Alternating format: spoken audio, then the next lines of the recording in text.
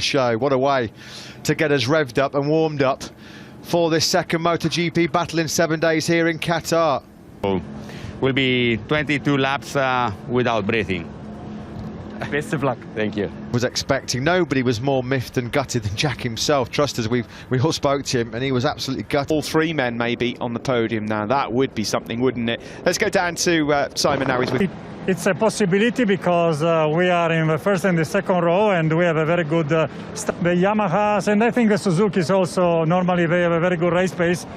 You know, it looks like, for me, it feels like you have even bigger possibilities. Yeah, that's all been related, Steve, to tyre allocation. They can't run the hard or medium front tyre. Tyre-wise, I want to wish you the best of luck.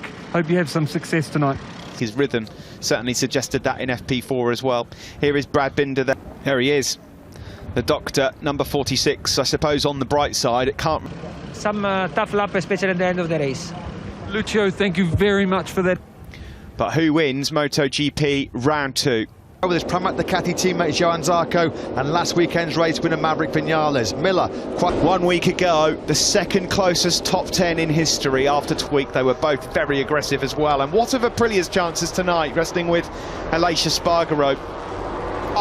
Chapter 2, round 2, we're underway. Solid start from pole, even though he's got a wheelie, but Martin is flying. A really good launch, 7th to 3rd. Wouldn't be surprised Stefan Bradl looked like he might have twitched, maybe a jump start. Jack Miller, but it is Jorge Martin that leads. It's a Pramac Ducati 1-2. There's Rins up the inside of Miguel Oliveira.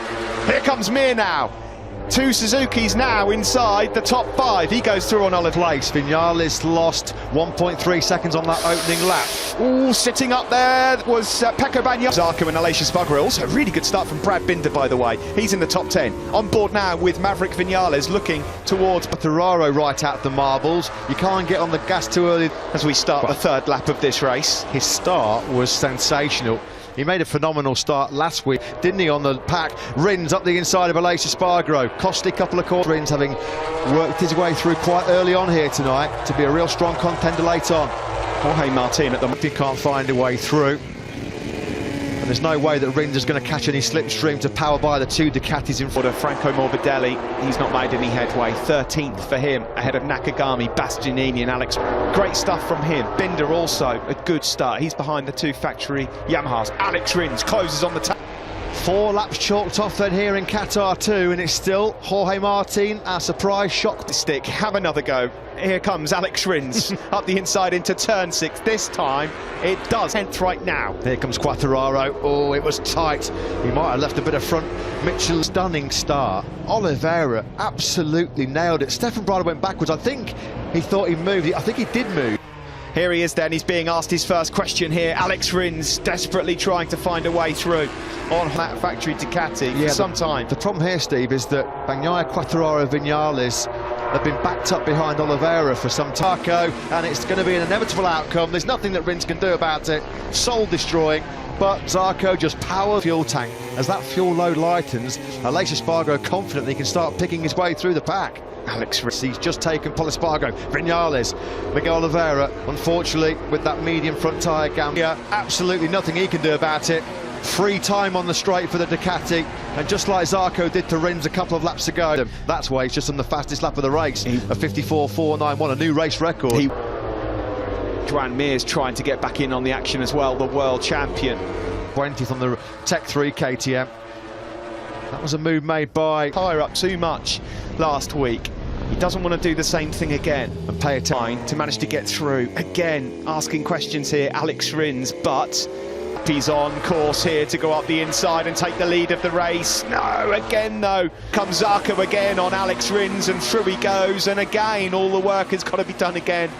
Get to Johan Zarco, who we're looking back to. Rins now back with Rins 7. He's now within 2 seconds of your race leader Hall. The 2 Yamahas. Lynn Jarvis won't be panicking yet.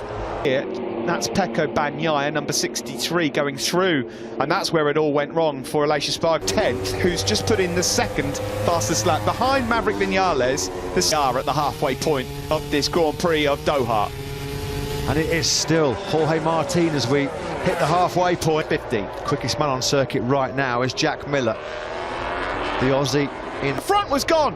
Wow. Unbelievable Yeah, save. Look at this. Oh, what a view we've got of it as well from Zarco. Just Ducati 1-2. We've got 4 Ducatis in the top 5. Make that 3 Ducatis in the top 3. Juan Mir, because he's sensibly just been watching with the popcorn here. Vinales desperately trying to get through. Here comes Mir. Oh, touching! Yeah. Jack Miller nudging him wide as well, putting his down the start. Oh, contact! Miller and Mir side to side. They bash into each other. Yeah, hand up from Jack Miller. There right now, isn't it, here in Qatar? The heat being turned up under the lights. Still Martin that leads from Zarco. In third is Bagnaia. Yeah, absolutely. Thanks for your observations there. There's so much more to come here in this race, isn't there? You just feel that 55.2, he was 6/10 quicker than the world champion on the last lap. We're on board with, looks like the danger man.